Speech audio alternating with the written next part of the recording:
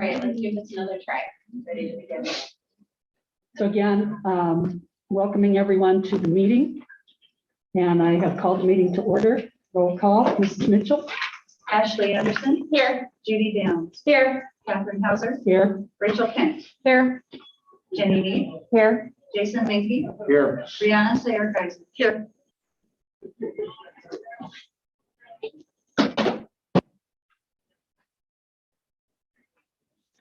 Okay, Motion to approve the agenda. with one exception. Oh. You're ahead of me. We want to move the superintendent's report 7A to one of the December meetings in the interest of keeping the meeting short. So with that exception, please. Motion to approve the agenda less item 7A. I'll second. All in favor? Aye. Opposed, same sign. Okay. And the lovely Mrs. Julie Mitchell will be our secretary pro tem tonight because our board secretary is at a funeral. So may I have a motion? So moved. Second. Okay, so what I'm going to do is, with the masks, it is really difficult to see who is making a motion. Hopefully we're making eye contact, but it would be very helpful if you gave maybe your last name before you make that motion. And that way, I think it would also be good for the audience at home. Yep. So Okay. I appreciate your patience. Thank you. All in favor? Aye. Opposed, same sign. Mr. Bill Harger is here to give us a facilities update of stall construction. So, like Catherine said, Bill Harder with Stall Construction, so I'll give an update on both of your new buildings, finishing processes of Homestead, and then the Valerius report. I shouldn't say Valerius, because I don't know if that's the true name, but I'll go with that for now. So, Urbandale #1, Homestead, learning stairs, all the woods on those. I don't know if anybody's been there, they look really good. They're doing the trims now through about Tuesday. That's where all his work's at.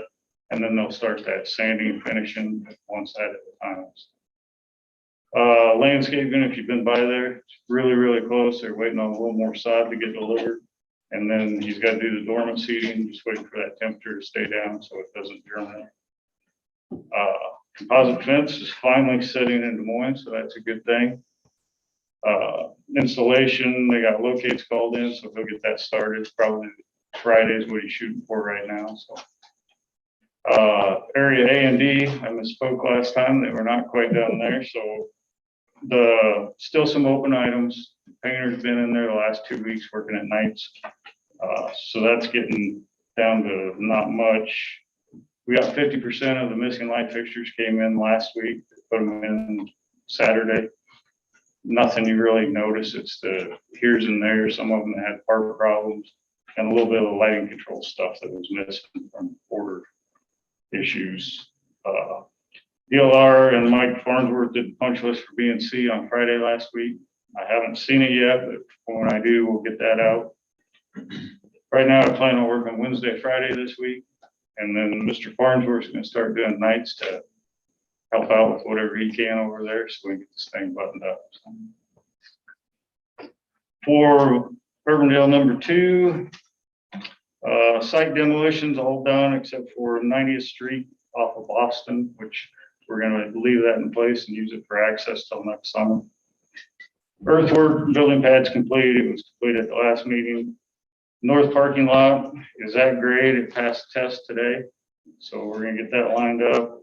Plan on pouring it December 1st, along with weather hopes for that time slot. And then the remaining site's pretty much at rough grade. They're cleaning up where that retaining wall goes because that will go in this winter yet. But overall looks pretty good. Utilities, site storm sewer installation ongoing, except for, and this will be an except for on a few of these items, but the stuff that runs up 90th Street, since the road's not coming out this year, that'll go in next year.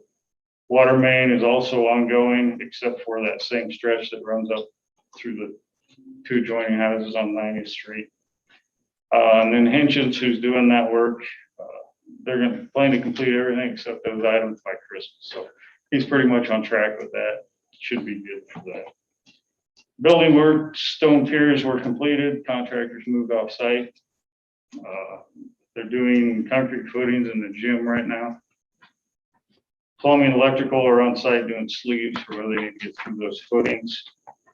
Masonry pre-installation is scheduled for December 1st, so next week.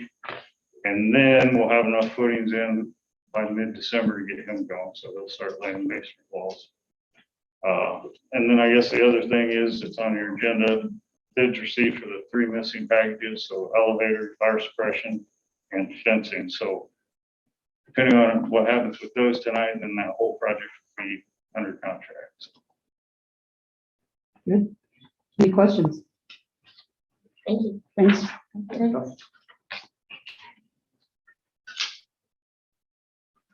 Okay, and we'll move into the superintendent's report. Dr. Decker? Yeah, thank you for allowing me to move the introduction of my team. I want to make sure it doesn't get lost in our meeting, and we do have quite a few items on our agenda. So I also thank my team for being flexible and having the date changed on you in a short notice.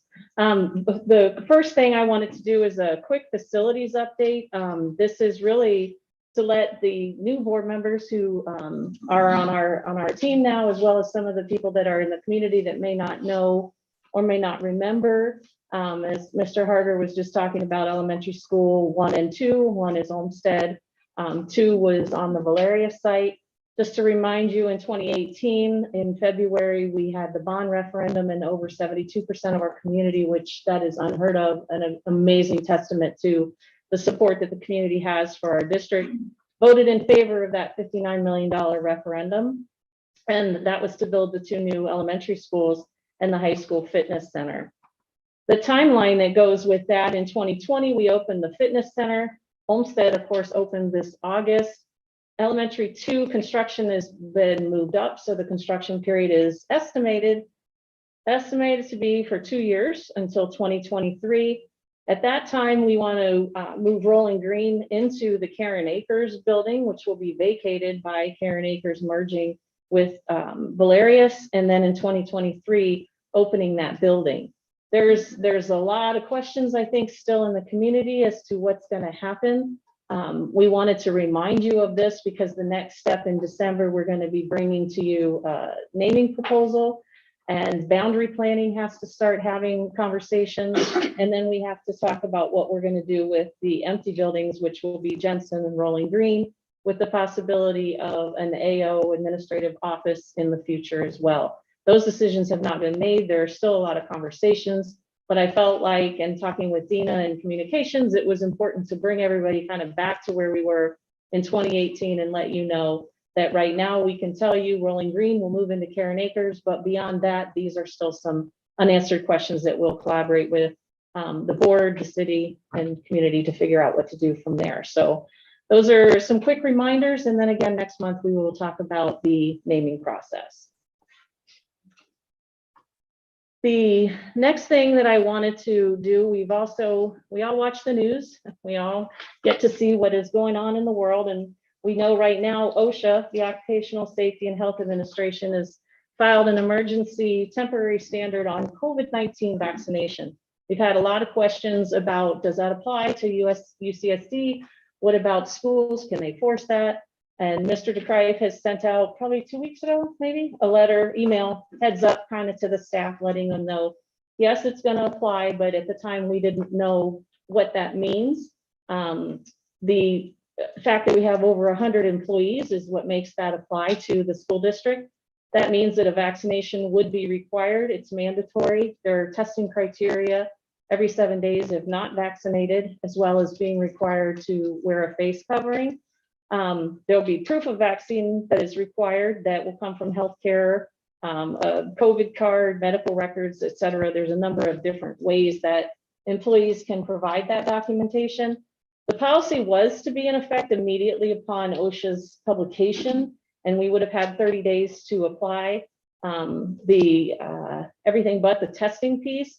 And as you know, on November 5th, Governor Reynolds and 10 other states joined in a protest of filed a suit against OSHA and President Biden seeking to vacate the rule. And then Friday, November 12th, the panel for United States Court of Appeals in the Fifth Circuit issued a decision temporarily halting that OSHA requirement. At this point, it is kind of off the table temporarily. We don't know what's going to happen. But in the meantime, we've been advised that we should come up with a policy. IASB, which is the Iowa Association of School Boards, as well as our legal counsel, have provided us with a number of templates that Mr. DeCreif is working on in his team. So we will be prepared to have to take action when we're told to take action. So I wanted to update you so that you knew, yes, it applies, and we're just sitting waiting to find out what the courts say and what we're going to do from there. But we do plan to be in compliance, so I don't have any worries that the district will be able to avoid those, I believe, $15,000 fines for each incident of noncompliance. We will be fully compliant. The other place I wanted to update too is the mask update. Right now, we have a mask requirement in Urbandale Community School District, and that is in effect until we find out otherwise. And we know that last week we found out it's the decisions in the Eighth Circuit Court. They're waiting for a decision against the governor's challenge. So that could be any day now as soon as we find that information out. Regardless if the mask mandate is lifted, we would still encourage people to wear masks until our numbers get to where they're appropriate. Right now, they happen to be, unfortunately, going in the wrong direction. So we want to be conscious of that, and we will keep people updated. If the community will watch our website, that's where you will see the most recent information. So that's where we stand on those pieces. Okay, so we will move into public comments. Mrs. Claire, are you reading the names? I won't. Okay.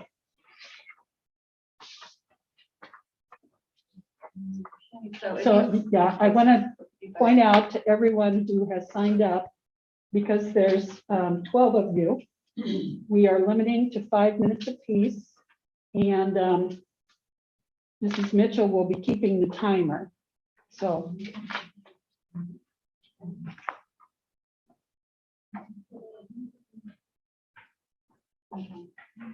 So if you have arranged to speak during public comment this evening, your name will be called and you will have 5 minutes to share your comment. Please state your name and address. We would like to invite Jake Chapman. Dina, maybe. Mr. Chapman? What do you want to say your name? I'm sorry. Dennis Murphy, I'm sorry. Yep. You 1 second. As you set this up, this does have graphic content on it, so.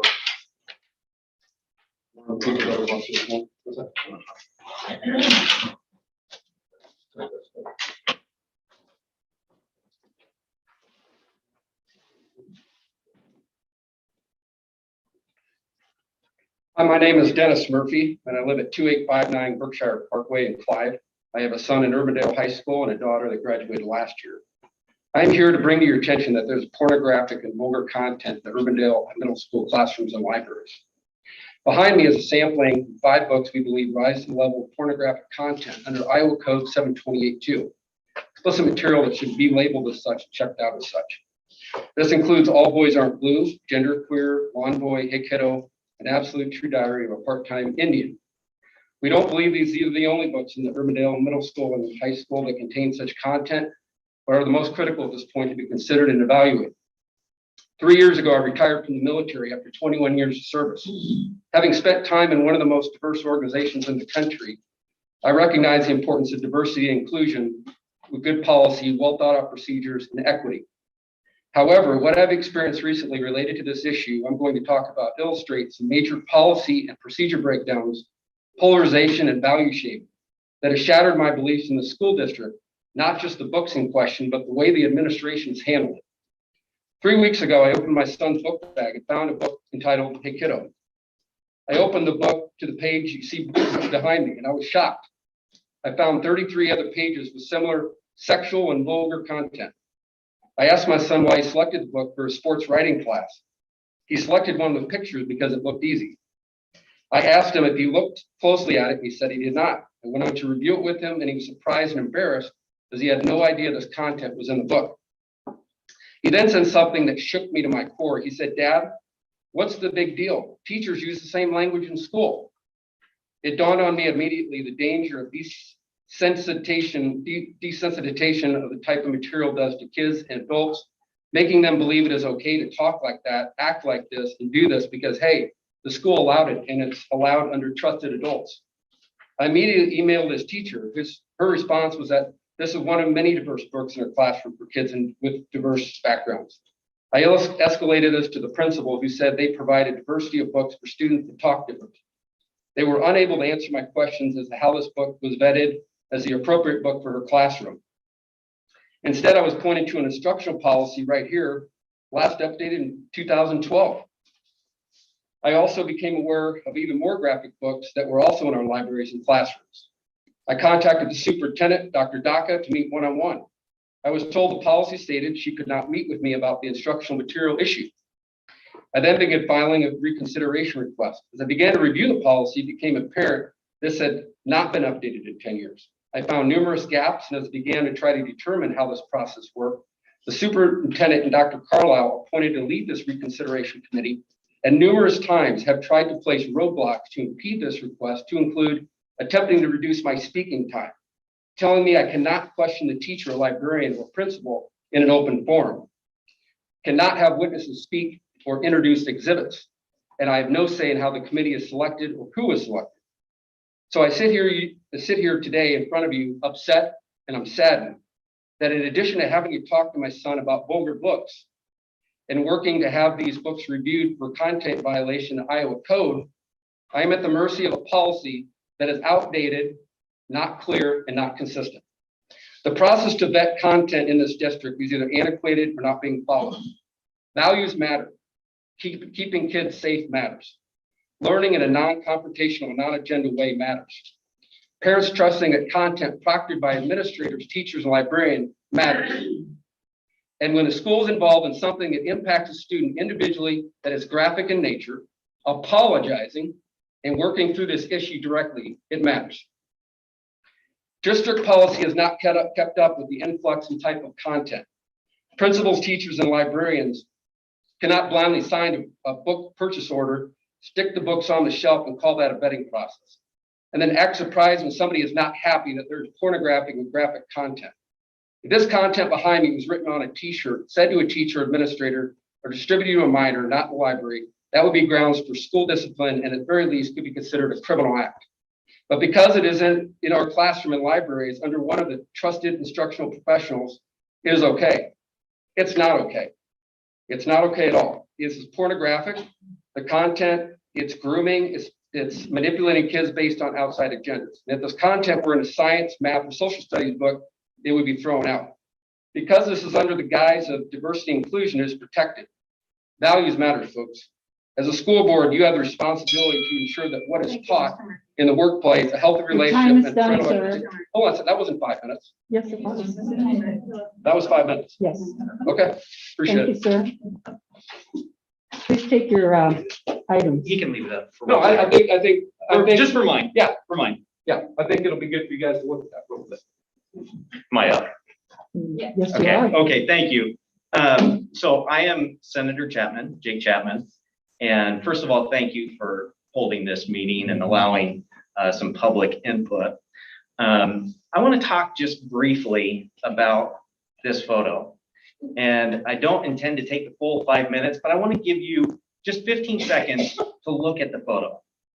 Just take 15 seconds and look at this picture, please.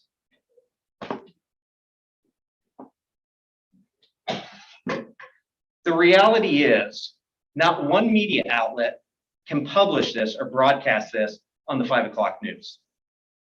Not one media outlet, not Channel 8, not Channel 13. If they're here, I'd ask them, can you publish this? Can you broadcast this on your 5 o'clock news? And the answer is no. They cannot, because they would be fined by the FCC. If you go to the FCC's website, they talk about the First Amendment on their website. And when it comes to indecent material, this is what they say, not what I'm saying, but what the FCC says. Indecent material does have protections under the First Amendment.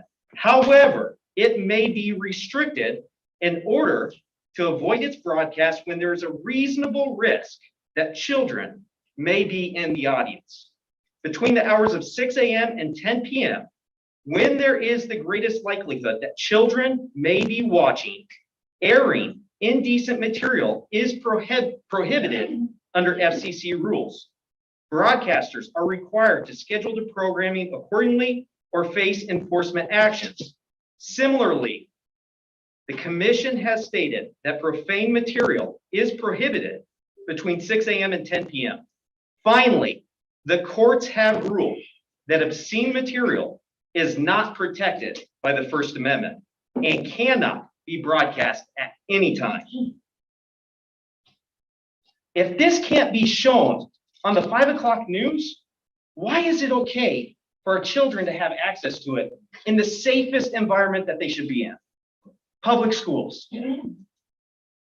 I'm proud that my kids go to public school. I think we've got some of the greatest public schools.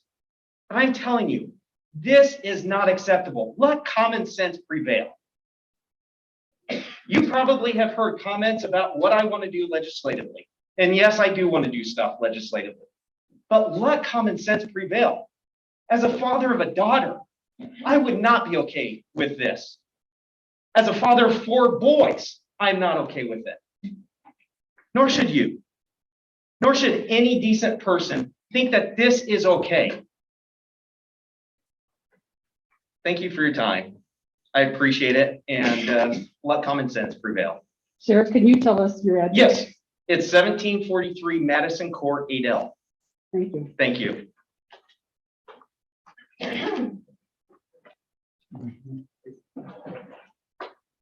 Thank you, Mr. Williamson.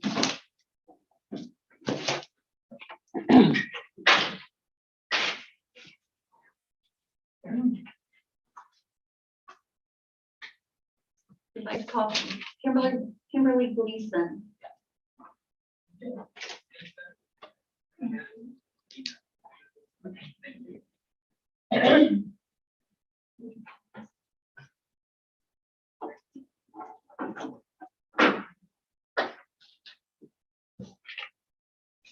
Can you give us your name and your address, Yep, please? Kimberly Gleason, 2401 Northeast 10th Court in Grimes. Grimes? I wish the pictures were still here because I think you guys need to look at them a little bit longer to see how completely inappropriate and disgusting they are. I'm here as a mom. I'm here also as somebody who was sexually abused as a child growing up. And I was actually shown explicit images such as these and worse as a kid. I know what this does firsthand to somebody. And to think that a teacher could think that it's okay to give it to a child is absolutely disgusting.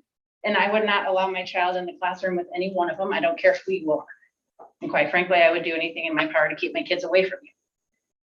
This is grooming. And I will say too, I speak at trainings for law enforcement, prosecutors, victim services here across the state, other states. That's what I do. That's what I know. Grooming is the systematic eroding of a child's boundaries. And it is systematic. There are predators in your district. I guarantee it. There's predators in every district. There's predators everywhere. From the victims that I've met and spoke with, there's CEOs, there's mayors, there's, youth pastors, teachers, guidance counselors, they're everywhere. They're hidden. This is how it starts. They erode your boundaries. They enjoy seeing kids be uncomfortable with it. So when I hear the comments about like, oh, it's important for kids to have uncomfortable conversations, not with people that are supposed to be trusted adults. The fact that people discuss this in the classroom is completely inappropriate. And I don't care what agenda or what group it comes in, if it's supposed to be some new movement or some kind of thing, that's fine. But if it were a Civil War book that had these images in it too, not appropriate. It does not matter what content or what your intent is of what you think you're teaching. It's not okay. It is not okay. And to think, I've heard the comments of thinking that a kid has an option to say that they feel uncomfortable with it. If that's your thinking, that a kid can voluntarily say they feel uncomfortable with it, you need to re-educate yourself on how child sex abuse disclosure works. because that's not how it works. To think that a kid and to think that this is going to somehow motivate a child to come forward about their sex abuse at home, again, you need to re-educate yourself. That's not how it works. When an adult that's supposed to be trusted gives you explicit material, that does not foster an environment where I feel safe to tell you what's going on at home.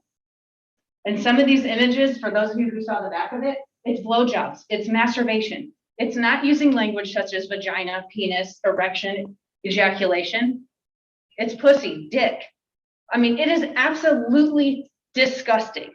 And I will say I showed the images to other survivors that I know myself personally, and they were completely appalled.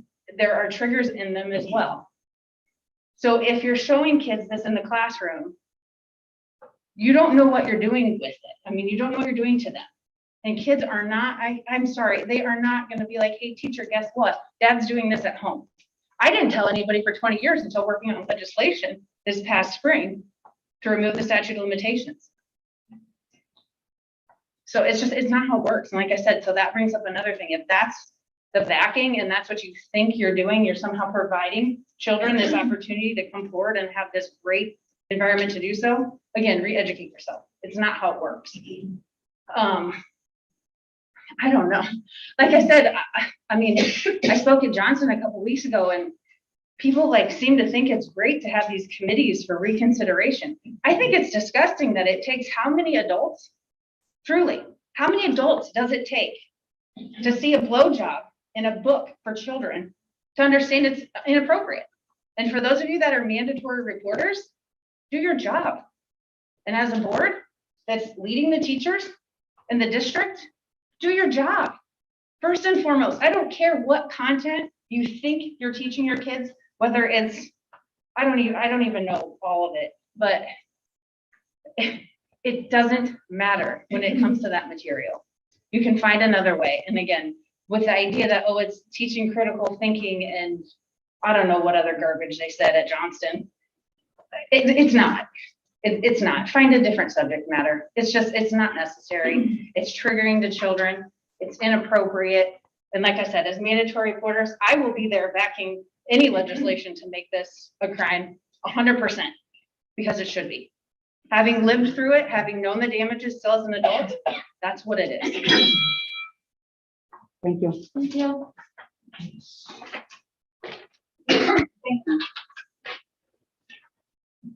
You say that. Pete Sand.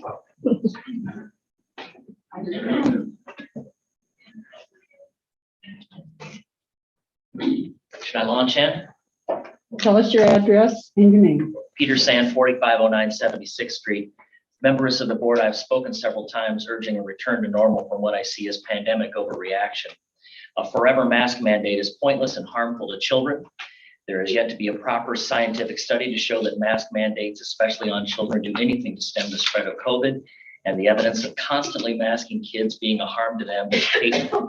The only study purporting to show a benefit to masking is that widely reported Arizona study from a couple of months ago that everyone cites in support of masking kids forever. I analyzed that in a separate writing that I sent to the board earlier today. The degree to which the rest of the world has moved on from masking outside of the school building kind of makes masking in the school a joke at this point. Always remember, this virus has a survival rate in excess of 99.5%, and the survival rate among those under 50 is higher still. This is a disease that affects the old. Outside of extraordinary circumstances, it does not affect the young. No school should be significantly altering its procedures due to COVID-19 at this point. You may look at me and say, Pete, the election's over and your side lost. Why are you taking up our time? The reason is simple. When something is important enough, and after an election is won by the other side of the argument, one's job becomes to make record for the next election. It's important for the parents of this district to know where board members stand, and I intend to make an effort to provide them a clear record going forward. You may say I'm being an alarmist. No one is saying masks are forever. But this board has completely delegated the governance of this district to the federal CDC. And that CDC is now saying that even if kids are vaccinated, they must keep masking. In addition, recent CDC recommendations for masking in schools have also started to mention on the website what a great thing masking is to prevent the spread of colds. Colds, I tell you. This board has imposed a mask mandate already that is indefinite in nature, and there is little difference between indefinite and forever. When the mask mandate was imposed, I asked the board at least describe its criteria for lifting it, and the board did that.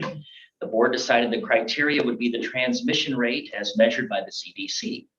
That sounds good until you investigate that statistic and find out that it is indeed forever.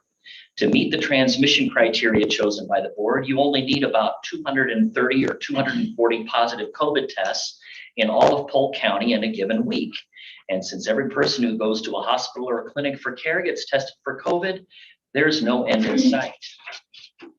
This board must come to grips with when it will be willing to join reality and move to an endemic response to COVID, treating it the same as we do other endemic conditions that are not significantly threatening, like colds and flu. But meanwhile, the CDC appears to be laying the foundation to go in the exact opposite direction and push all of American society towards being on a permanent war footing against all endemic conditions. I see no justification for such a fundamental change in our society, and I intend to do what I can to try and head that off. As a result, I proposed three resolutions to the board, and I sent them to you earlier today.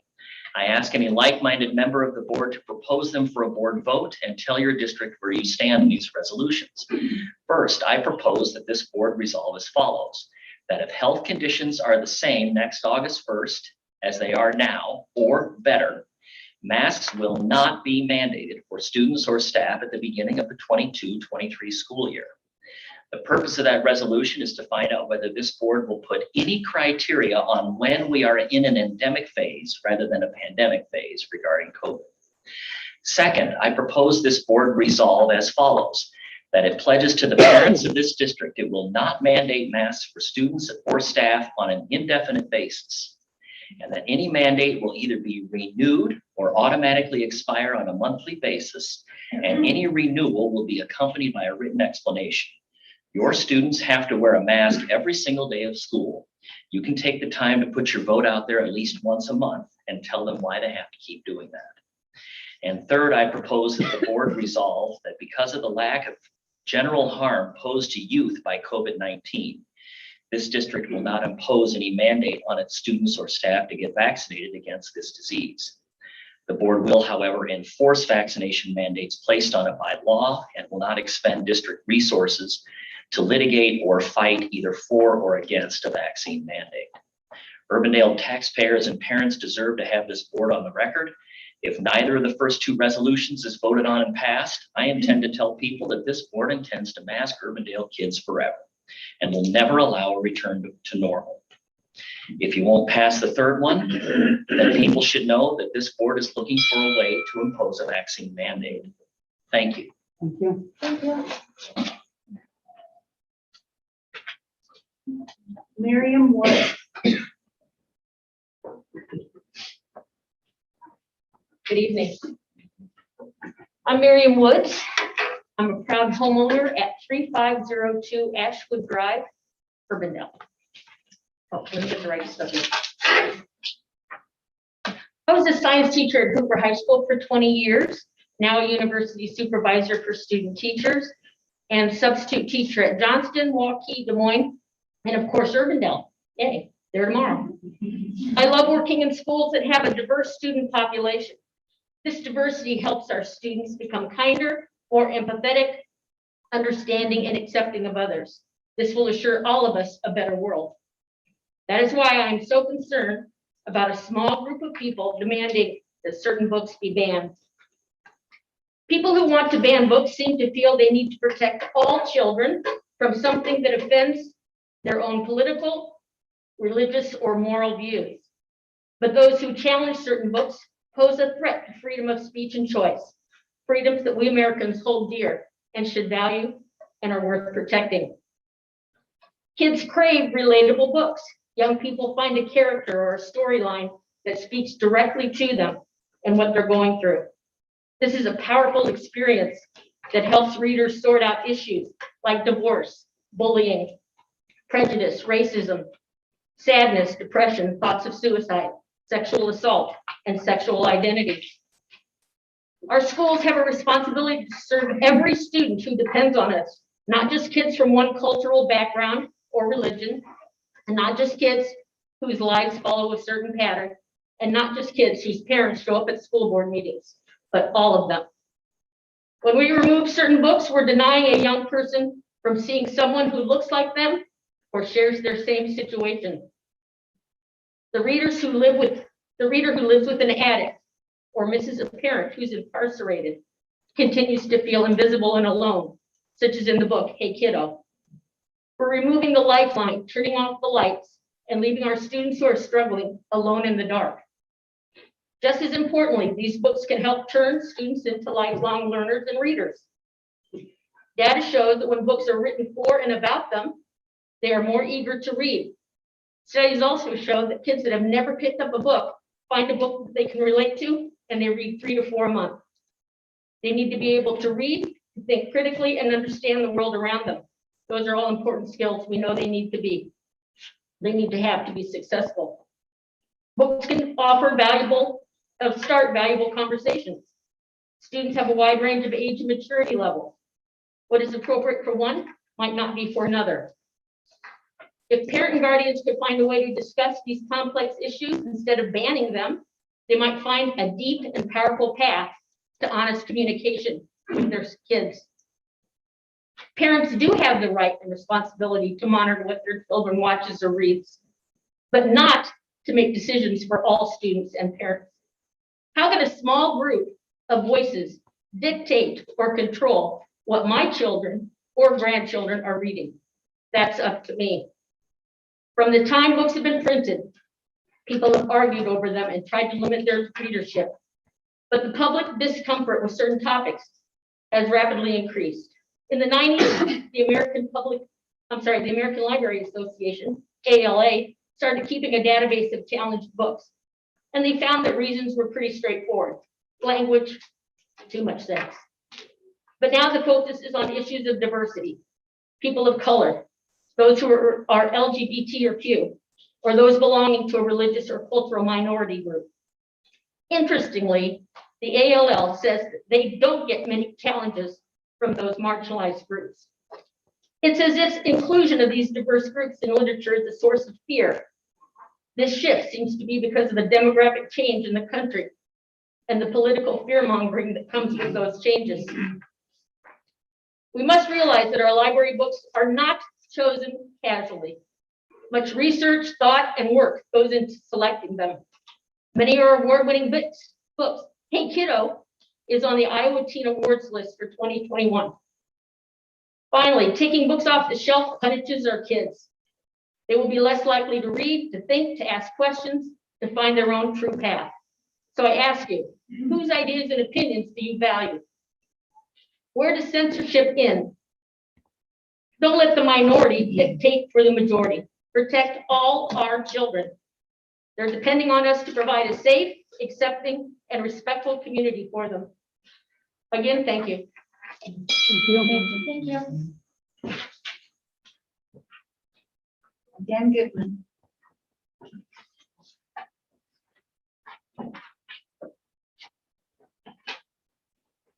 I won't take much of your time, but this is a subject that I feel pretty important about. Some of those attending tonight will draw upon their lesser instincts to try and shock you into removing certain books from our district's libraries. They will use obscene language taken out of context to try and prove their point. They will dismiss the very difficult and real themes these books wrestle with, including resilience, overcoming adversity, and the challenges of cultural discrimination. Do not be mistaken. Their argument isn't with the stories, it's with the storytellers.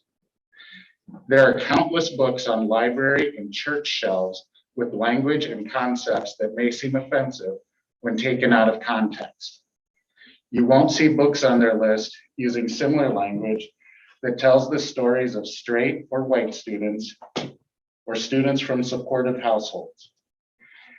It's the families struggling with addiction, Black, gay, Mexican American, and Indigenous voices they don't want our children to hear. This is unacceptable in a school district that claims to teach all and reach all. These stories resonate with and reflect the lives of many students in our district and the daily struggle they face in their lives at school, at home, and in their community. These children, our children, know that life isn't always pretty, perfect, nice, or described by pleasant language. In honest literature, children can find a path forward through the discrimination and challenges they face in their lives.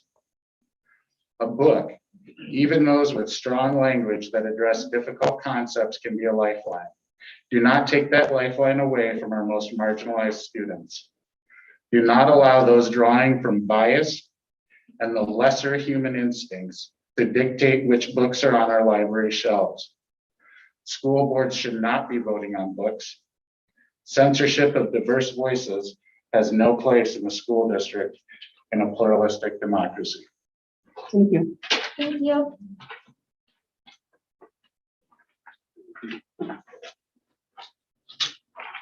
Feel me?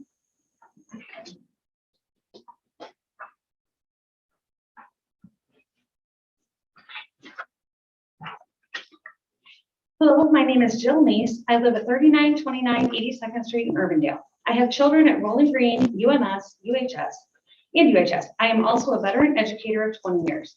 I've been struggling a lot with how to frame my thoughts around the current call to ban or censor books.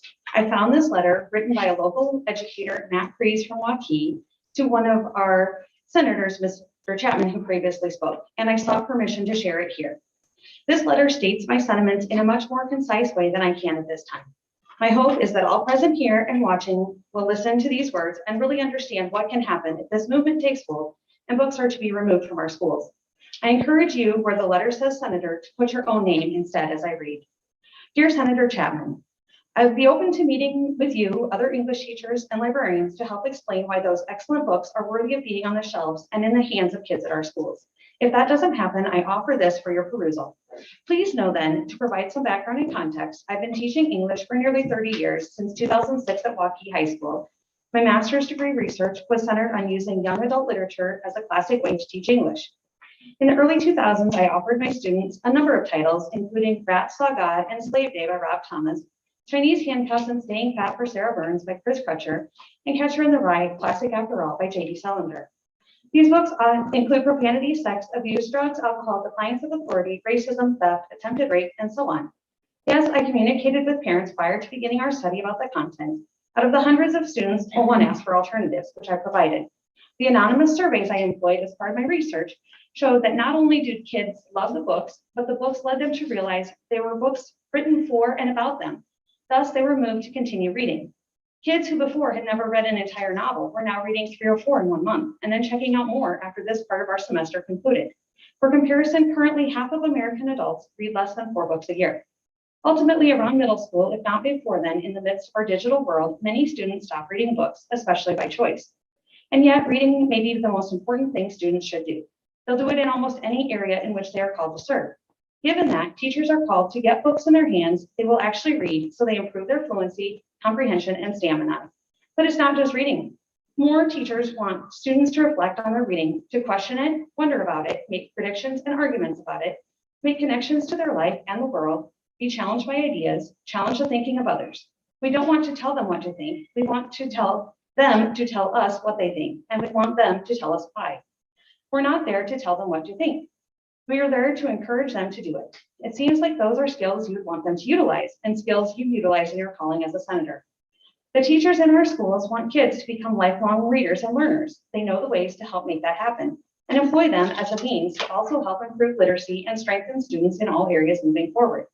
It's important to trust teachers to do that important work and give them the tools to do so. This includes ensuring books that look like students, sound like them, and matter to them exist on the shelves in our schools. Taking books off the shelves or punishing teachers who put great books in the hands of kids punishes kids. They will be less apt to read, less apt to think, less apt to find their own way, and less apt to improve in an area deemed so important by educational professionals and society as a whole. I have been called to teach. Fulfilling that calling means helping kids become better people who live happier lives as they grow as students. When the opportunity presents itself, I'm going to give them books to help do that. If you're interested, my research is only about 90 pages long. It's about 15 years old, but there's plenty that is more recent. Further, in addition to the aforementioned titles, I'll offer more, confident that you have read at least one in this list without negative impact. Deadline, My Sister's Keeper, Night, Looking for Alaska, King Dork, Eleanor and Park, New Kid, Monster, A Prayer for Owen Meaning, The Perks of Being a Wallflower, Ender's Game, Flowers for Algernon, The Cider House Rules, The Kite Runner, The Messenger, The Twilight, Divergent, Hunger Games, The Dragon, Percy Jackson, and Harry Potter series, the Bible, and classics like To Kill a Mockingbird, Beowulf, The Great Gatsby, The Adventures of Huckleberry Finn, A Raisin in the Sun, The Crucible, Much Ado About Nothing, Romeo and Juliet, Of Mice and Men, 1984, The Outsiders, The Scarlet Letter, Lord of the Flies, Animal Farm, The English Patient, and on and on. Great books, and indeed, some books some might find offensive. Yet, how will we ever grow and learn? Should we just stop writing and reading? Should we live in a bubble surrounded by only text and ideas that align with our thinking? I hope you will read with an open mind The Hate You Give and The Absolute True Diary of a Part-Time Indian. Because, Senator, along with many others, I wonder, whose ideas are okay? Whose can be published? Where does censorship end? Should teachers actually toss out good pedagogical ideas along with their books to avoid being punished as, wait, really, criminals? What do you truly believe? These questions are serious ones, and I do welcome the conversation to discuss them and the art of teaching. But first, it seems you have some reading to do. Thank you. Linda Lacko?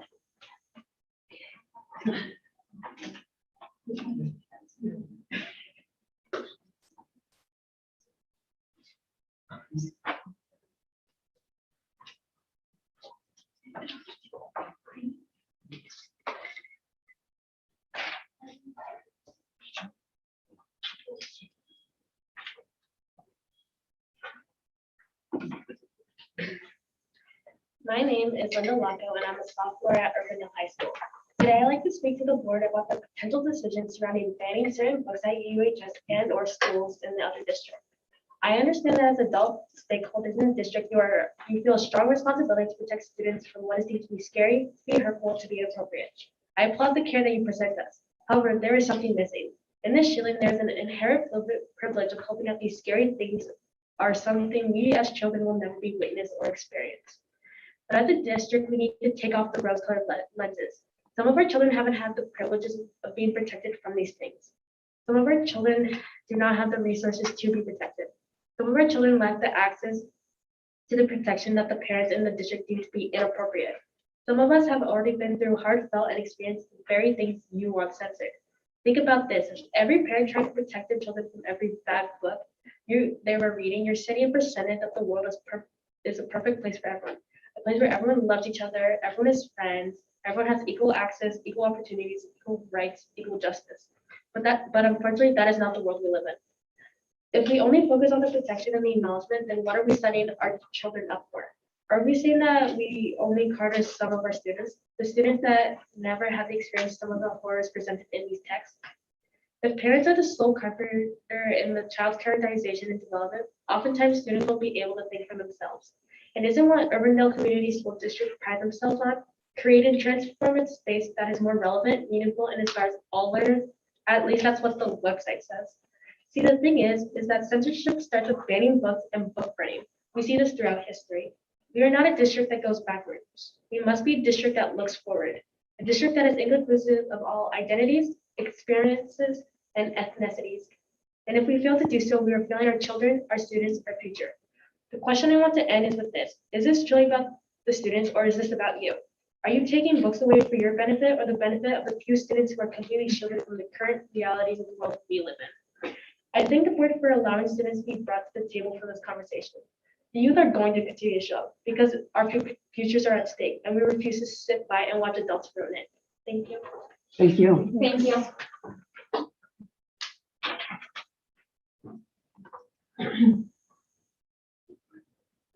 Haley Bonds?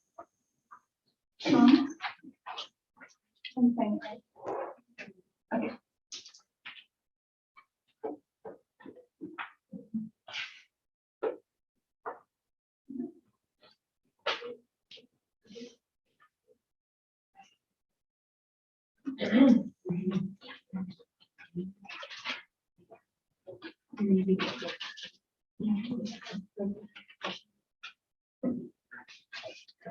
Hi, my name is Haley Bonds, and I'm a sophomore at Urbandale High School. When I first started driving, my mom taught me to never reach down for my registration papers immediately getting after pulled over. It was scary being told that someone who was trusted by the law to bear arms might be the color of my skin as a threat. Even though it's scary, it was a necessary conversation, because what if she hadn't told me? Other students may not be fortunate enough to have someone to educate them about racial inequalities and premature assumptions. A large part of our education system is the access we have to resources that represent who we are. Literacy is liberation. Limiting our access to certain resources like books is limiting students' ability to be educated, aware, and understanding of some of our students' lived experiences. Just because you don't want to talk about some of these important issues or have your child read about some of these issues doesn't mean these issues don't exist. Those who choose to ignore the topics that have been in national and local news have no right to take the resources from the people who need to learn about them and who have already experienced them. It amazes me how far society has come to be as culturally inclusive and as represented as we are today. However, a decision like this can only hurt the progress we've made. The first thing you see when you go to the Urbandale School's website is a picture of our 2021 homecoming court next to the words empowering students to have greater ownership and voice in their learning. It's embarrassing to me to even consider entertaining the conversation of banning these books today. Not only would you be taking away students' voices and the resources they have access to, but you'd be taking away their identities and their experiences. You have reaching all, teaching all at the signature of every district communication, every newsletter, every email signature, on the poster in every building and even in classrooms. If this is truly the case, if we really mean reaching all, teaching all, then how and why is this conversation even happening today in 2021? And if we are truly entertaining this idea or engaging in the business of silencing students, how can we possibly have this as our district motto? If we are truly a district that wants to reach all and teach all, I beg you not to even consider the idea of silencing students' experiences, identities, and our voices. We are the future, and I'm here to tell you we won't be silenced. Thank you for your time. Thank you.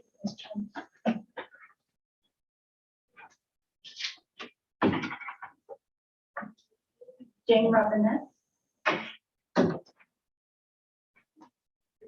Good evening, I'm Dina Claire, Communications Manager for Urbandale Schools, and I will be reading statements from 5 individuals that submitted public comment this evening. The first is Jane Robinette, 4302 131st Circle, Urbandale. I am an Urbandale resident and alum of Urbandale High School.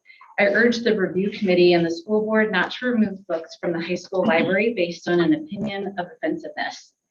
I trust librarians to select books that are worthwhile for literary and social reasons. The books recently listed as objectionable have won awards, address contemporary issues, and are often memoirs or based in reality.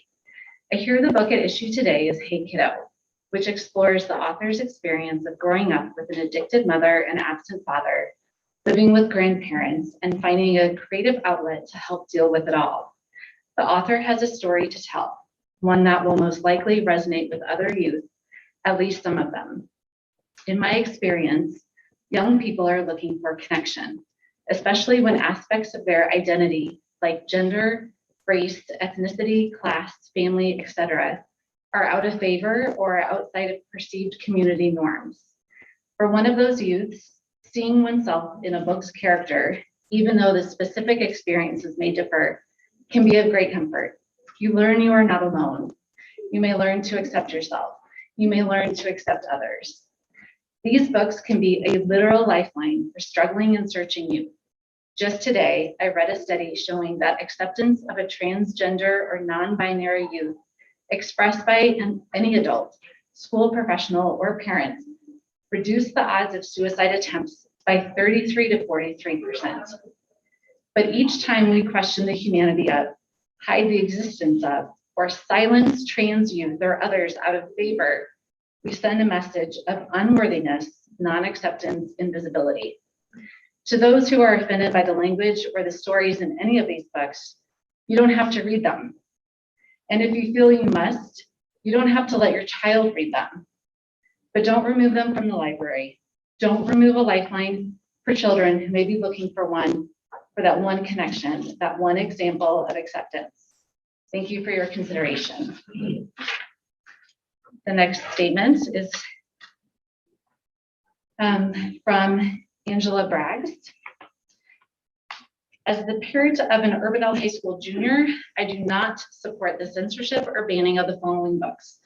All Boys Aren't Blue, The Absolute True Diary of a Part-Time Indian, Lawn Boy, Hey Kiddo, Gender Queer. A school library should have stories that are inclusive to all students and those they love. Parents have every right to monitor what their students are reading and talk to them about the content in those books. However, a vocal minority should not have the right to tell my child what stories are relevant or worthy of him reading or experiencing, and limiting what content he is given access to in a public school library. Silencing or shaming literature as inappropriate silences and shames those students who see themselves and those they love in those stories.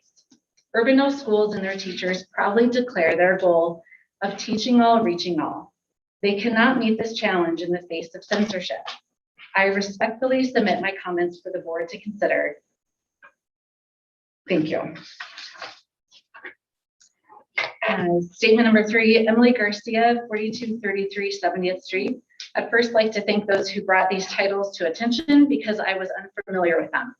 When I saw they were to be considered for removal from the library, I wanted to learn more and attempted to check them out in the Urbandale Library.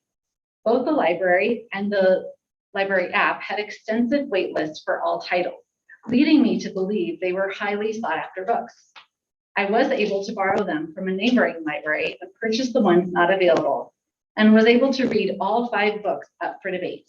I, like many, tend to be drawn to books by people who look like me, about people who look like me. This does little to expand my knowledge and understanding of others. I have made a conscious effort as of late to seek out books that offer an alternate perspective, books that aren't really intended for me as their audience. This has afforded me the amazing benefit of gaining an insight to how others interpret and experience the world. As I reviewed these titles over the weekend, there was content that pushed me to consider how my behavior may make things easier or more difficult for others. It allowed me to think deeply about how things that don't seem significant to me can be monumental for others. My children are not yet in high school, but I hope that these types of books would be available to them, especially if they are searching to find out and understand where they fit. Representation is critical, and while these books may not represent me or you, they represent children in our schools, and it is important that they are able to see themselves in print. George M. Johnson said it best. You sometimes don't know you exist until you realize someone like you existed before. Navigating in a space that questions your humanity isn't really living at all. It's existing. We all deserve more than just the ability to exist. From All Boys Aren't Blue. I recommend keeping all of these titles available to students in Urbandale High School. Thank you. The fourth statement tonight. My name is Alyssa Heasley, and I have 2 children in the district, one in middle school and one at Valerius. I speak to you tonight not only as a parent and a community member, but also as a mental health therapist. Approximately 40% of my practice is adolescents. To say I have a vested interest in our youth would be an understatement. When you have the privilege of being allowed into the inner world of a child, you realize the magnitude with which their daily interactions can either empower or disenfranchise. Perhaps the most valuable therapeutic intervention my clients can experience is the gift of validation, of being seen, heard, understood, and accepted. At times, I will even employ bibliotherapy, using literature to support mental health. If you have ever read something that shows you your experience is not unique to you alone, then you know the value literature brings to our world. I am concerned about the recent discussion in our district regarding books that include themes related to race, gender identity, and sexuality and substance abuse. And here's why. Suicide is the leading cause of death in young people. Even more alarming is the fact that LGBTQ youth are 4 times more likely to seriously consider, make a plan for, and attempt suicide. Over 40% of non-binary youth will attempt suicide. More than half of all trans male youth and over 20% of trans female youth will attempt suicide. Those rates are staggering. Major contributors to those rates include family rejection, bullying and harassment, and feeling unsafe being who they are. In terms of substance abuse, we would be naive to believe that our students are not living in homes where substance abuse occurs. 1 in 10 children live in households with at least one parent who has or has had an alcohol use disorder. 1 in 35 live in a home where a parent has or has had a substance use disorder other than alcohol. Representation is one of the most powerful things you can give to a child. To see who you are and what you experience around you in books greatly decreases the distress leading to depression and anxiety. In addition to seeing themselves in the books they read, students can develop a greater understanding of each other. One reader of Lawn Boy states that the book is an experiment in empathy. Here we find one of the most valuable experiences any person walking through our halls can have: empathy, the ability to understand the feelings of others. I assure you this does not happen without exposure. I also assure you that if more students in our buildings were treated with empathy, my caseload would decline and nothing would make me happier. The books in question have been called obscene by those bringing complaints to the district. To call these books obscene is to call the lived experience of our students obscene. How dare you? Talking about sex, talking about substance abuse, and talking about sexuality does not damage or change your child. In addition, I encourage you not to shelter your children from the world around them. You do them a great disservice in their ability to navigate the world outside your home when you so greatly limit their exposure. Talk to your children. Teach them what you believe is important, but do not shelter them to the point that they are not able to safely negotiate the world beyond home. Finally, I leave you with one more consideration. There's an incredibly popular book, a longtime bestseller, that discusses sex, incest, rape, murder, decapitation, and dismemberment. It's found in many households. That book is the Bible, and it's widely used to teach, just as books are intended. Thank you. The final statement tonight. My name is Jennifer Perry. I live at 10505 Hickory Drive in Urbandale. My daughter is a student at the high school. I'm writing regarding the request to remove books from the library. To be transparent, I have not read the books up for discussion. In researching the books, I saw most, if not all, were memoirs or personal narratives about underrepresented populations. Having these books and others like them is important so students can see themselves represented. I recently heard a survivor of childhood sexual abuse say they thought they were the only one who had this happen to them until they read Maya Angelou. After that, she understood she wasn't the only one. Books such as the ones up for discussion may help students find acceptance, be able to speak their truth, and help them be their authentic selves. Good literature should help the reader grow and develop. This may mean being uncomfortable sometimes. A book can help you learn about people, places, ideas, or things that are different than what you're used to. Language or parts of the story need to be understood within the context of the entire book, not pulled out to make a point or be judged. If the book makes a parent uncomfortable, maybe it's an opportunity to talk with their student and learn together. As a parent, I know I've always been given the option to opt my student out if I was uncomfortable with content with an alternative provided. Education is supposed to let students learn to think critically, and books are part of this process.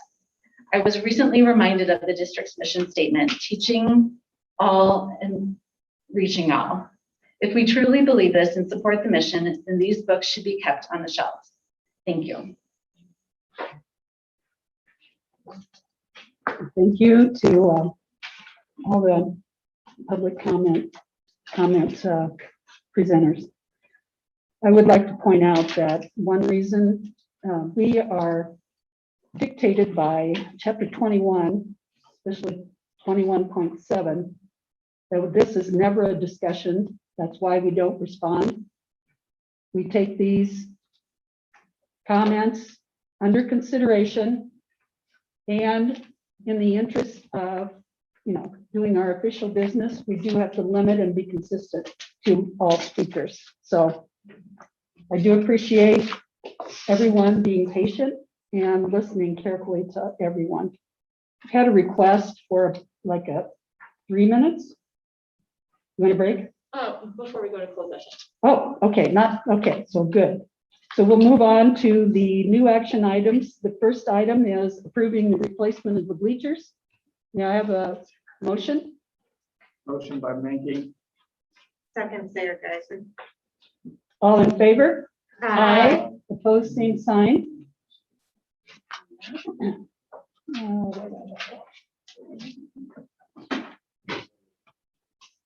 Okay, the next item is to approve the 3 items that didn't get bids that were the public hearing at the beginning of the meeting.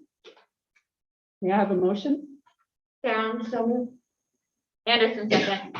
All in favor? Aye. Opposed, same sign. Okay. And finally, Tim.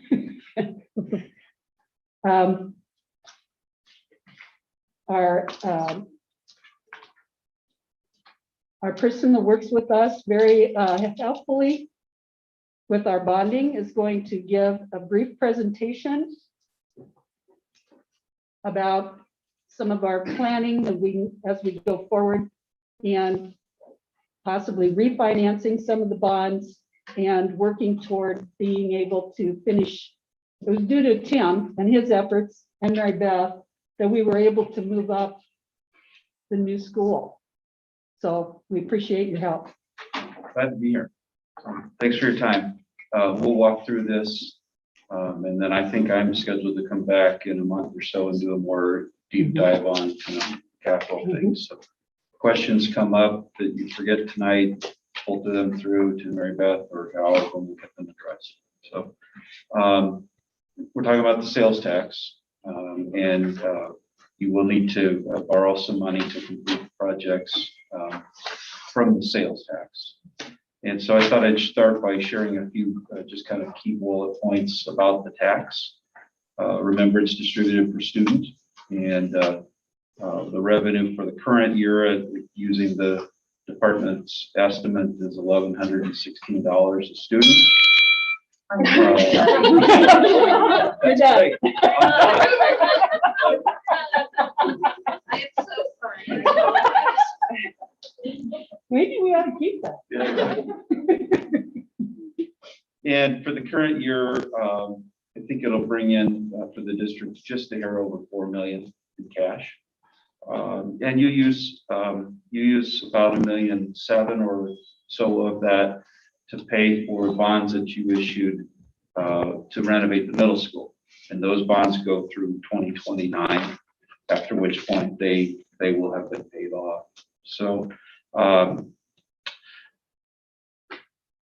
you can issue debt against the sales tax, and the process requires that you set a date and then hold a public hearing. And there's a step in there where we put notice in the newspaper. So the action item for tonight is to approve a resolution to set a date and time for hearing. That date would be the next meeting in December.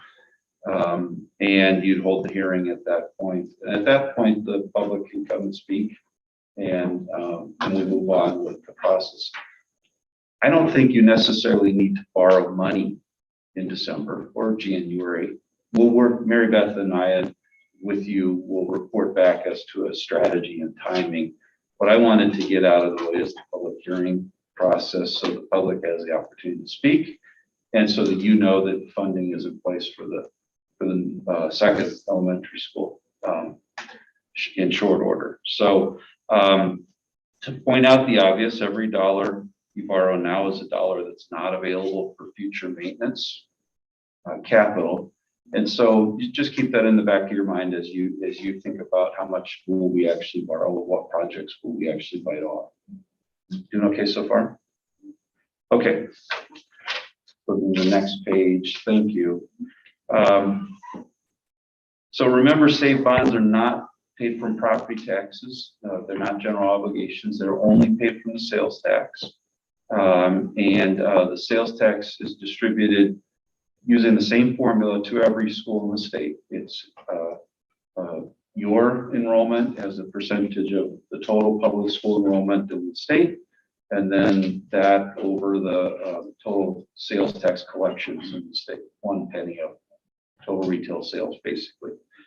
Now, to wander into the weeds for just a second, the number's a little high this year because remember how we do budgets. We count enrollment in October of the year before, and then we base our budget off of that enrollment. And so if you think about, well, October of 20, we had enrollments statewide that were kind of down.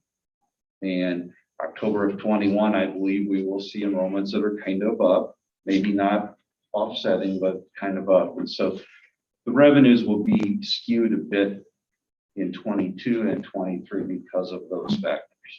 That makes sense? Mhm. Okay, that said, your enrollments have done, have had a nice slight upward trend to them, and I don't anticipate that changing. But investors will lend you money based on the expected revenues that are available at the time. So if you were borrowing right now, we would base a loan off of your revenues of about 4 million. And then what we'd do is calculate such that you had at least $1.30 of revenue for every dollar of debt you have going out. Maybe a simpler way to think of it is I'm borrowing against 70% of the tax.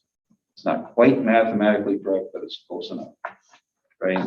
So you're not anywhere near that leveraged. The middle school debt is not even consuming half of the income. So you do have room to take on some additional debt. But the point I was trying to make earlier, every dollar we spend, is a dollar you don't have available. If you spend on debt is a dollar you don't have available for maintenance and facility upgrades and technology. And so we do need to be cognizant of the impact on the overall district budget. Okay. So I did a calculation of the maximum capacity that you could borrow. And I made several assumptions that you would sell bonds in 23, that we would use the current revenue per student, the current enrollment, and I factored in bond expenses and reserve funds and things like that. And when you were all said and done, you could borrow 39.7 million. Or you could do a project of 39.7 million. Now that's way more money than you actually need. And so that's purely to give you, hey, what's the top line? From here, what we'll do is then work on more realistic numbers. And so the bottom table there, I gave you 10, 15, and 20 are options. And yes, we can do 12, 17, and 22. That it's just algebra. It's real, very, very easy algebra. And there's two ways to look at it. One is what we call wraparound, where we pay, we start payments on the new bonds after the old bonds have been paid off. So in 2030. And that tends to make the annual payments lower.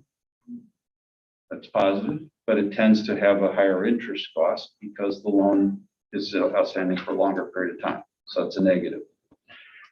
So what I did is I built 6 different options based on a $7 million project, which I think is about what we need to borrow to complete elementary number 2. And principal and interest between now and 2029, principal and interest after 2030, average interest rate, and then about the middle of that chart, you'll see surplus save 24 to 29, and then 2030 and thereafter.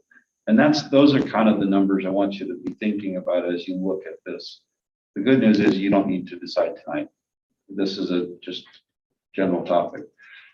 But if we, for example, if we did a 10-year loan, level principal and interest, the surplus save in 24 through 29 would be about $1.6 million. So after we pay the elementary and after we pay the middle school, there's $1.6 million annually left over. After 2030, that number bounces up to 3.2 million, because remember the middle school is gone. That one has the lowest interest cost of the options at $1,256,000. Also leaves you the least amount of spendable proceeds annually of any of the options because it very aggressively pays this bond off as fast, well, not as fast as possible, but fairly fast.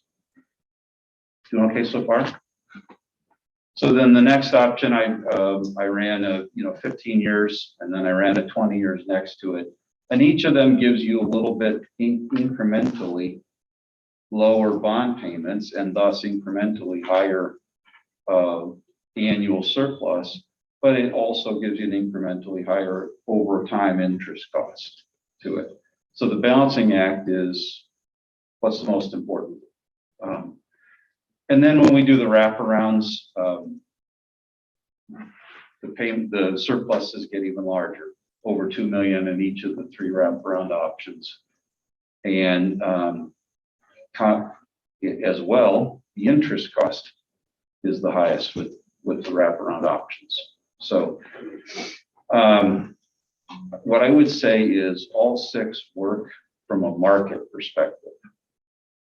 That we wouldn't have, in today's market, we would not have trouble selling any one of these options to investors. The question really now comes down to which one of these or some other deviation of this makes sense for the district's long-term budget. And for that, we need to spend a little more time. So What's the timeline on this? So I put in a kind of a dummy timeline, which is all blank. So it's very useless almost, but it is there. So the key things I wanted to get done are get the hearing out of the way and start talking about, well, what borrowing options make sense. You have, I think, quite a bit of cash available for the projects that are going on. So you are not under the gun to get the bonds sold. However, interest rates are reasonably attractive.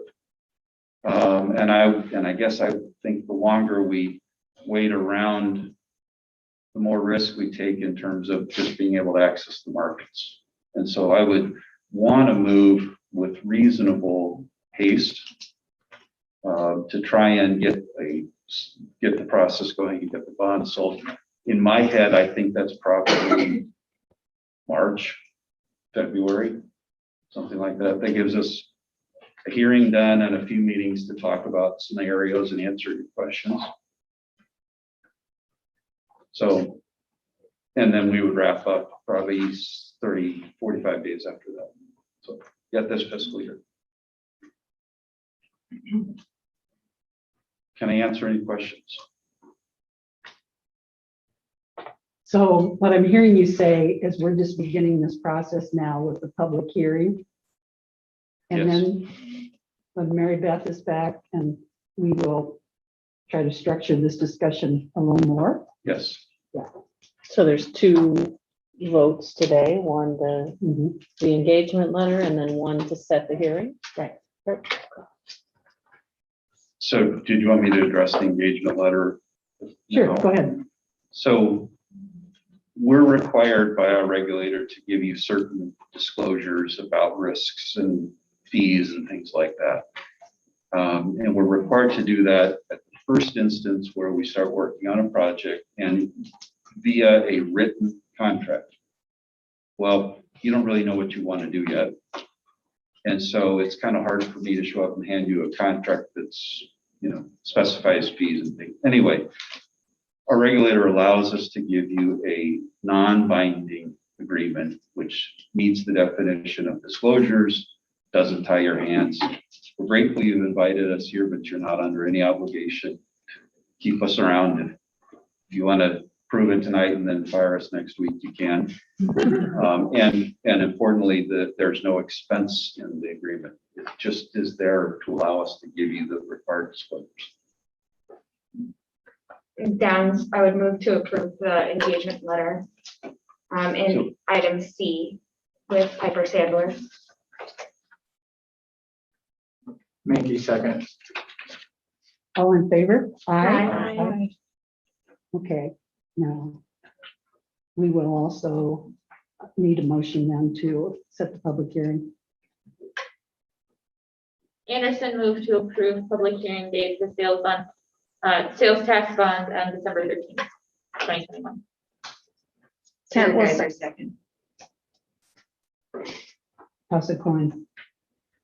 You guys can- All in favor? Aye. Opposed, same sign. Your work here is done. Thank you. Thank you for Thank being you. patient. Okay. So we had discussed the substitute shortage plan. Well, this is the new plan. Okay. So just to bring everyone up to speed, remember last board meeting, we talked about a temporary strategy to pay teachers to sub when they had to give up their planning period. This strategy that we're bringing to you today is a three-pronged strategy that we hope to be more of a permanent solution. First, I'd like to thank the committee. If you're in the audience and you're on the committee, if you could just stand for a second. I want to recognize, I know a lot of people were not able to make it tonight, but I want to recognize the work that these people have put in for the last 6 weeks. They've given up every Wednesday to come here and to have conversation and work through the difficult task of figuring out how we can bring more substitutes to Urbandale Community School. Again, we thank the UEA for their support and bringing us to the table to have this conversation and to have those hard conversations during that process we call rounding, where we get feedback from the people that work on our teams. Denise Wood, thank you for facilitating the whole process. Our team members, in case they're not here, I just want to recognize Kelly Oda Lawler from the high school, Janine Hauser from the middle school, Janelle Kerr from Olmsted, Tiffany Vasquez Deween from Rolling Green, Tim Carver from the high school, Cheryl Modlin from the middle school, Brandon Schrout from Webster Elementary, and Michelle Cole from Valerius.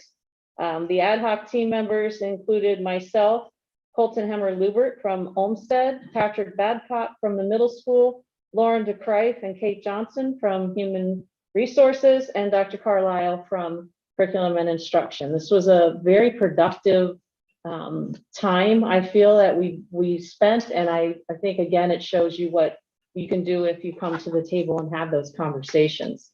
On the slides, we just have a couple pictures of some of the work that we did. Denise really made us work. We did not go in there and sit down and just chat. There was some very focused, concentrated work that we put together so that we could come up with what we found to be, believed to be a viable solution.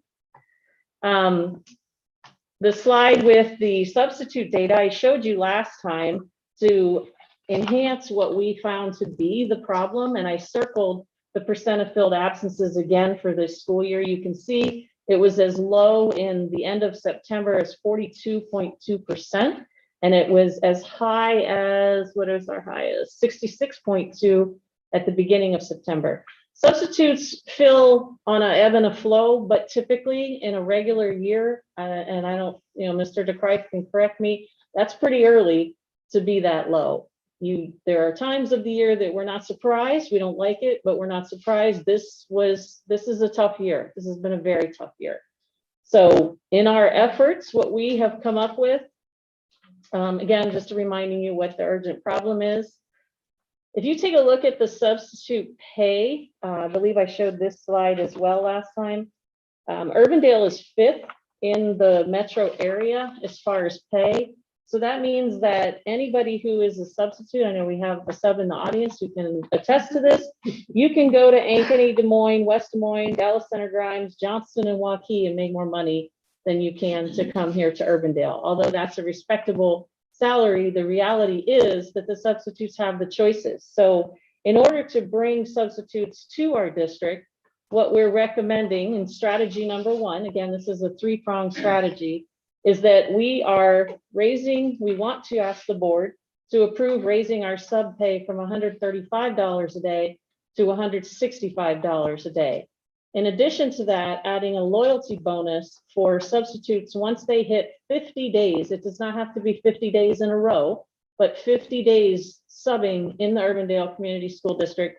For the remainder of that year, your pay would go up to $185 a day.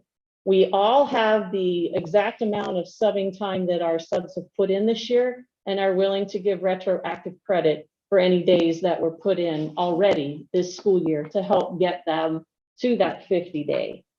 The days would not carry over. So if you do 45 days this year, you don't start next year with 45, but we felt that that loyalty bonus would give us some incentive to offer for people to sub within our district on a more permanent basis. That's prong number one. Strategy or prong number two is to increase the number of full-time substitutes. Last spring, I believe, before I joined the district, they came to you to request 10 full-time subs. We are asking this year to go up to 15.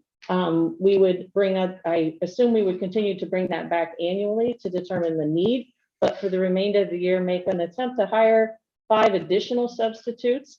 And then again, we would see in April where we stood as far as the need for continuing those, but we believe that that would be appropriate. Right now, we do have 10, but we have had a number of areas where people have been on a long-term leave, or there have been positions that have not been filled. And the reality is we're deploying maybe 3 on a good day.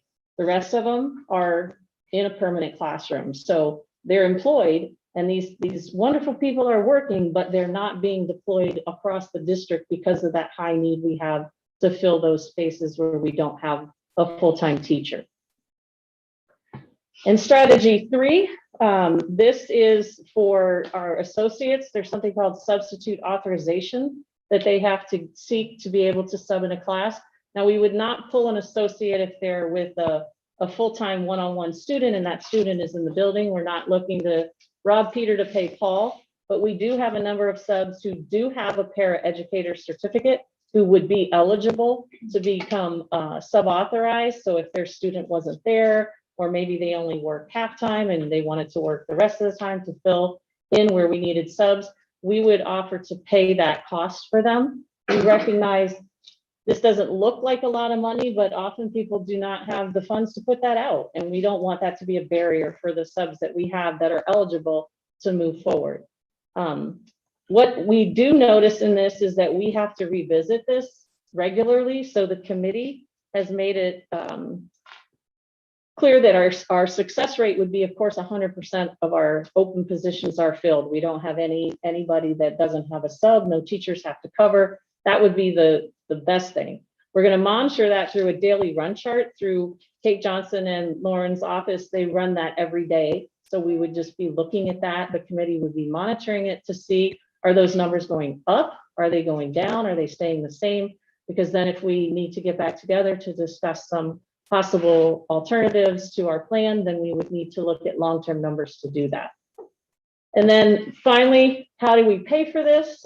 We work very closely with Mary Beth, who is our CFO, and we took a look at our existing sub budget as well as our general fund, and we are able to fund this without any difficulty through those 2 accounts. So we are here to ask the board if for their consideration of this, and we would of course keep the board up to date as well on what those numbers do. And we're hoping they go way up. If we get these subs, then we would be able to eventually, if we can fill our regular substitutes, we can tell our teachers again, if you need to leave the class for a training, you can actually do that. Right now, we've kind of put a halt on that because we don't think it's fair to pull teachers out. It's stressing them because there's nobody covering their class, and then it just creates a long-term problem. So we'd love to get back to being able to offer them that opportunity. Can I double check? So we're still going to be giving, if we do have to pull teachers, we're still going to be paying them for the Yes. time for the rest of the year. Yeah. Okay, I want to double check that. It's going to go for the end of the year. Yeah, we'll do that through the end of the year. That's the very short term. Ideally, we'll have so many subs, they wouldn't need to do that. But we recognize it's going to take some time. We're going to have to, we talked about publicizing it, advertising it, make sure that the subs who do work in our district know, making sure that people who might want to work in our district know. So anyone watching this that wants to be a substitute, come on down. And I'm sorry, and we think the 5 extra subs will like considerably help. Like we're not just going to end up having to plug them into the same locations that we did the first time. That's always a risk. I think that we have to be realistic about that. I think I hope that by providing a salary that is higher than other surrounding districts might give the incentive. Yeah. This is a good district. This is a good place to come and sub. So hopefully that will bring people in. But the reality is if we have positions that don't have a teacher, we have to get them covered. So that's where our long-term people have gone first. I was mostly just wondering if that was like, because it seems like we have a huge issue if that's enough, if just making sure that we're not making it too safe. Mhm. That's all.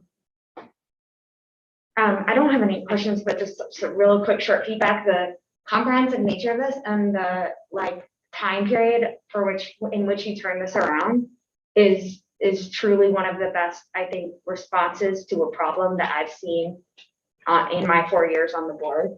So just kudos to you and your team, and Dr. Daka, kudos to your leadership, because this is truly the direct nature with which you took to this problem. I'm very, very impressed. We have a good team of people. So. Jenny? Is this something that we'll be able to sustain, rate, keeping that rate higher? So for next year and following, it's not like we'll have to pedal backwards at some point. We'll be able to sustain this financially. Yeah. Okay. And also just to clarify, so for the full-time subs, they will also then get that pay increase as well? They're full-time employees, so they have other benefits, correct? Yeah, So their salary would remain constant, what it is right now, which is $200 a day. Oh, okay, okay. And would we pay back associates who have done the secure substitute authorization previous to this, or is it just associates moving forward? it's just moving forward, and we Okay. do have a little bit of work because we want to make sure that we retain those people too. So there's going to be a little bit of an agreement we have to work out so that we are able to keep them in the district. Okay. I don't know how many that entails, but I'm sure there's some that have. But, okay. As it relates to strategy 2 and the compensation for the full-time subs, my assumption is that when we compare ourselves to other districts, we're where we need to be with that. Yeah, I believe we are. Okay. Yeah. Until it turns into a bidding war. Yeah, absolutely. And that's what we And talked a right lot now, about. so the timing of this is that our hope with December grads is that will give us some additional applications. Because there's severe shortage on people not only with teaching degrees, or this is what we're seeing, but also sub authorizations. So.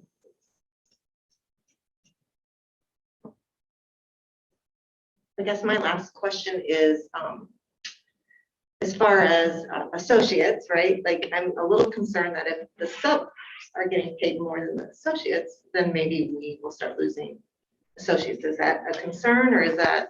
We talked about that. I think that's always a risk, and we don't, like I said, want to rob Peter to pay Paul. Sure. And if an associate is subbing because their student is not here, for example, they will receive the sub pay. So they could kind of have the best of both worlds. But could we have associates that wanted to leave and be a sub? We could.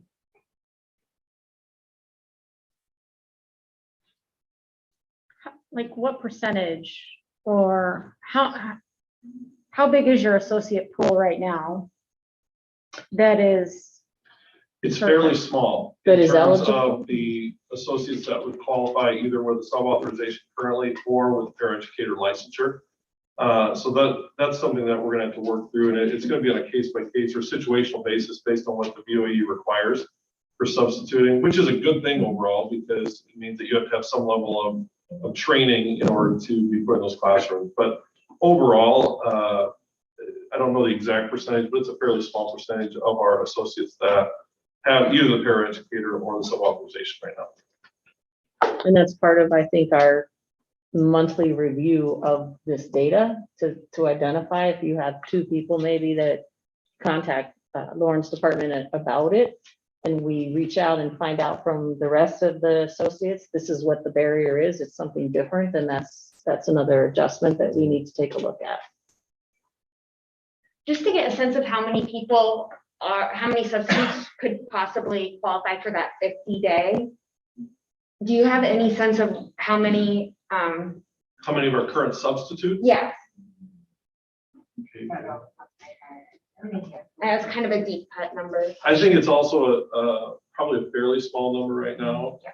And I think we would say that only because our pool has shrunk down some as well. Well, the pool has shrunk, but we also aren't at 90 days. Right. Yeah. It's not Yeah. a semester, Yeah. so the total days. With that said, though, we have some very loyal substitutes in our district too, so. Will substitutes be held to the vaccine mandate? If they are full-time employees Yes. of ours, then yes, we'll subs at sub I believe here and so, there. yeah. Anybody that's an employee of the district that's not a vendor would fall underneath the umbrella. I think the other two exemptions were people who work outside solely and people who basically work alone. But again, it's in the courts. I wouldn't know what they would do to it. They could still make it possible, but change things. I don't know. So going back to slide 6, I'm looking at all of these marketing ideas that are on the word cloud. So how are we gonna get the word out in terms of what the new changes are and why you should come to Urbandale?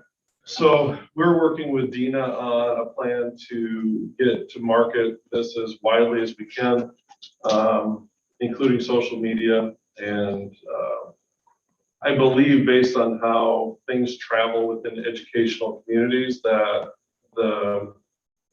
especially the sub-pay is going to travel very quickly based on some marketing because districts are going to be very in tune with now a change by some of their neighbors to the pay rate. But we're gonna work together to make sure we market it appropriately. We also, I mean, you've already started the process with our student teachers. Right. We've got 20 student teachers in the district. And so we're kind of counting on that being our first big wave. And the schools themselves as well, communicating with a lot of their summer grads.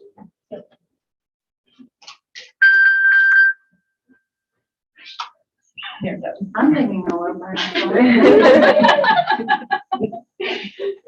Downs, I would move to approve the substitute shortage plan. Anderson second. All in favor? Aye. Opposed, same sign. Okay, good work, everybody.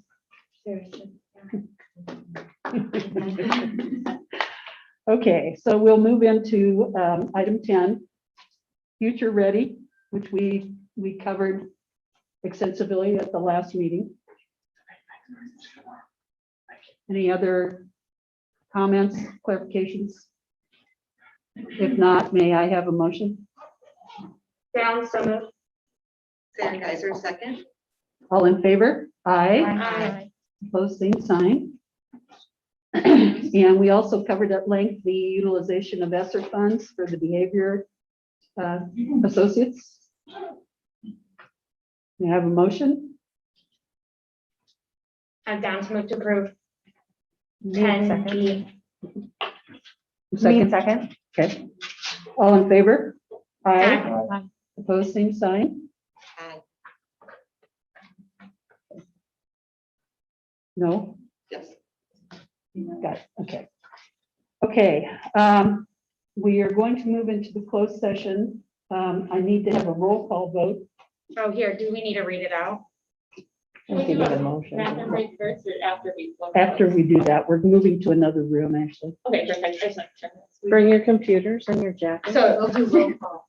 Okay, so closed session for Iowa Code 21.51I to evaluate the professional competency of an individual whose employment, hiring, performance, or discharge is being considered when necessary to prevent needless and irreparable injury to that individual's reputation, and when that individual requests a closed session. So we need a roll call. We have to have 2/3 of the board advocate for it. So roll call. Ashley Anderson, Yeah. Judy Downs, Yes. Catherine Hauser, Yes. Rachel Kent, Yes. Jenny Mead, Yes. Jason Mayhew, Yes. Brianna Sayer, guys. Okay, so we are moving to another room. If there are any students who need their papers signed, because we will be gone for a while, and then we will come back and do a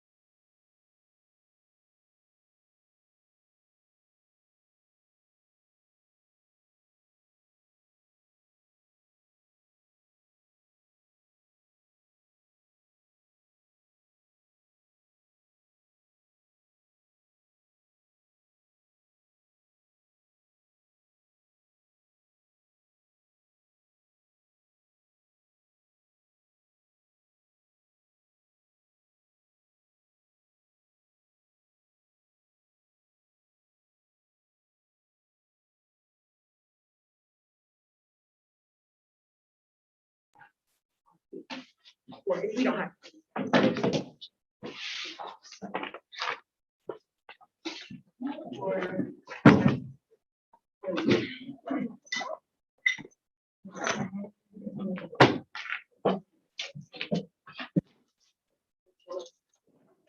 Either way, I don't know if that would be disruptive. Feedback forms. My hand was down here. I don't need them back.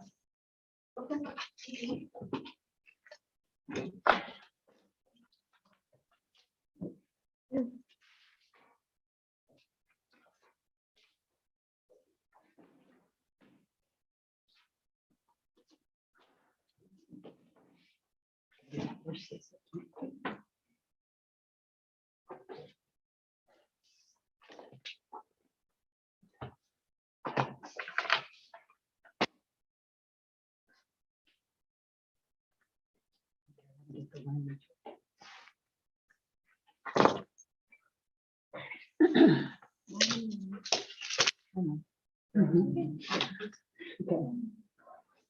So on this personnel issue, following the closed session, we will be answering, voting yes or no on the recommendation from the district, recommending the board accept the superintendent's recommendation to deny the resignation of Maggie Crane, ELP teacher at Valerius and Jensen and Rolling Green. And, oh, sorry, Valerius and Rolling Green. We will do this with a roll call vote. Ashley Anderson. Oh, yeah, we probably do it. I'm sorry. A motion to go back into open, sorry. Motion to go back into open session. Kent will second. All in favor? Aye. Pose same sign, okay. So, go ahead, Actually, someone has to move the item okay, and second it. okay, before would you do there's a that? roll call vote. Yeah, so move down. Kent will second. Okay, Roll call vote. Ashley Anderson. Is there a way to come back to me or do I have to answer right now? I would leave that to the president. that's okay. To come back? Mhm. Downs. Yes. Hauser. Yes, Kent. Yes. Mead. Yes. Minky. Yes. Supervisor. No. Anderson. No. Downs. Good. We started with you, yes? No. All right. The motion carries. 5-2. great, thank you. Okay. This is very difficult. This is very difficult.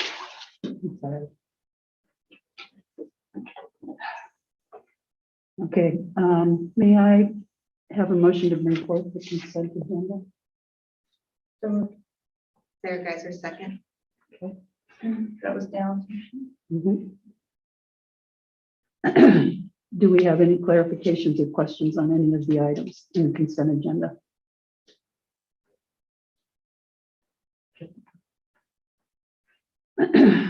So, all in favor of adopting,